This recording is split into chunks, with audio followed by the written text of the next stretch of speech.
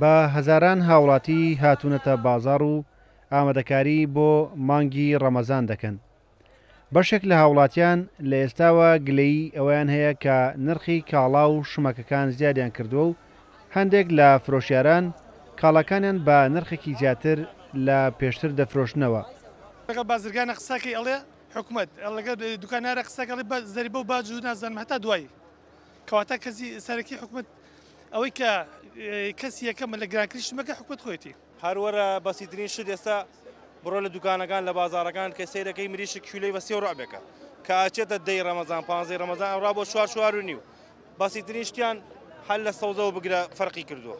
وەڵای وەکو خورما وانە گران بووە، هەل لە ئیسەوە خورما گران بووە، چەرەزات گران بووە، وەلێ بڵێ بەو حەدەکە گران بوو بێ و کە بێم بچەیوانەیە نا، بەڵام گرانیەکەی حەسی پێیەکەم کە گران بووە. دوکاندار و فرۆشیارانیش دەڵێن بەرزبوونەوەی نرخی کاڵا و شمەکەکان پەیوەندی بە هاتنی مانگی ڕەمەزانەوە نییە، بەڵکو شەڕی رووسیا و ئۆکراین و بەرزبوونەوەی پێشووتری نرخی دۆلار لە بەرامبەر دیناری عراقی هۆکاری سەرەکی گرانبوونی خۆراک و کاڵا و شمەکەکانن.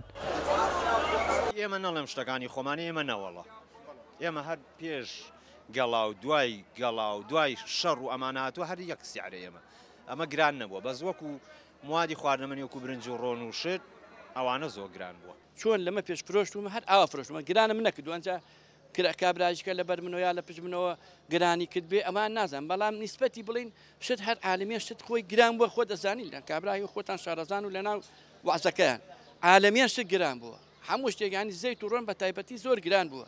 ئینا قەیسی ساڵان ڕاستەکە بە 3000 بە دوێ قەیسی بە 8000 و بە 7000.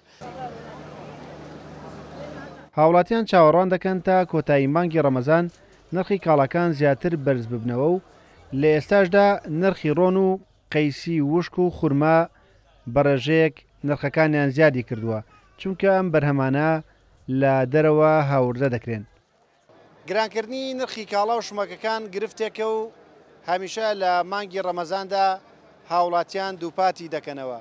وەک بەشێک لە فرۆشیارانیش دەڵێن ئەوە کۆمەڵێک فرۆشیار و بازرگانی چاوچنۆکن کە مانگی ڕەمەزان وەک دەرفەتێک بەکاردێنن بۆ بەرزکردنەوەی نرخی کاڵا و شمەکەکان. بۆ یارکی لایەنە پەیوەندیدارەکانە کە لەم مانگەدا بەوردی چاودێری ئەو فرۆشیار و بازرگانانە بکەن بۆ ئەوەی ڕێگر بن لە بەرزکردنەوەی نرخەکان لەم مانگەدا. ڕێبازیوە کورسات نیوز سلێمانی.